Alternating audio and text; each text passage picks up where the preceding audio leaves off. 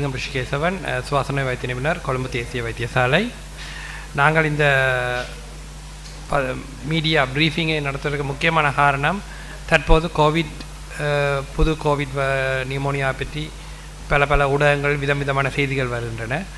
அதனால் நாங்கள் பொதுமக்களுக்கு ஒரு சரியான அட்வைஸ், என்ன நடைமுறையில் கைக்கொள்ளணும், அதில் இந்த கோவிட்டால் பொதுமக்கள் பயப்பட வேண்டுமா அல்லது ஒரு பயம் இல்லாமல் இருக்கலாமா என்ற பெரிய அறிவுக்கு தான் நாங்கள் இங்கே இந்த பிரீஃபிங்கை செய்கிறோம்.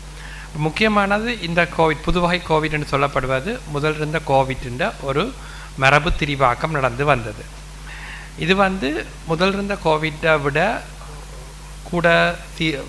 கூடுதலான சீரியஸான நோயை ஏற்படுத்தக்கூடியதோ அல்லது கூடுதலான பரவலை ஏற்படுத்தக்கூடியதாக இதுவரைக்கும் கண்டுபிடிக்கப்படவில்லை.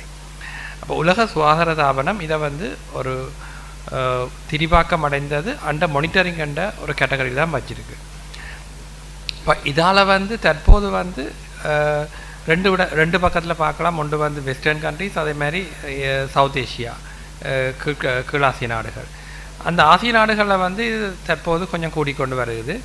ஆனால் இது முதல் இருந்த கோவிட் மாதிரி ஒரு பாரதூரமான வருத்தங்களை ஏற்படுத்துகிறாக இது வரைக்கும் கண்டுபிடிக்கப்பட்ட. நாங்கள் இதில் செய்ய வேண்டிய விடயம் என்னென்னு சொன்னால், இந்த கோவிட் என்றபடியாக பயப்பட்டு கொண்டிருக்க வேண்டியதில்லை.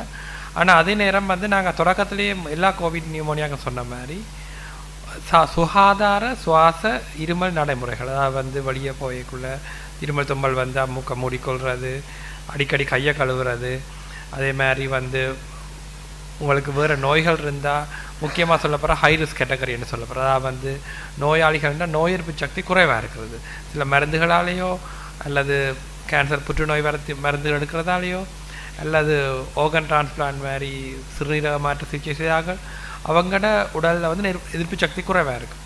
இப்போ அப்படிப்பட்ட ஆக்கள் கூடுதலான க்ரௌடட்டான சனதர்கள் கூடின இடங்களை தவிர்க்கிறது, அப்படி போகிற இடங்களில் கொஞ்சம் அவதானமாக இருக்கிறது நல்லது. என்னென்னு சொன்னால், இது பலம் குறைந்த கோவிட் திரிபாக்கம் வென்றாலும் கூட நோய் எதிர்ப்பு சக்தி குறைஞ்ச ஆக்களில் இது சில நேரம் பாரதூர மனவிளைவுகளை ஏற்படுத்துகிறது.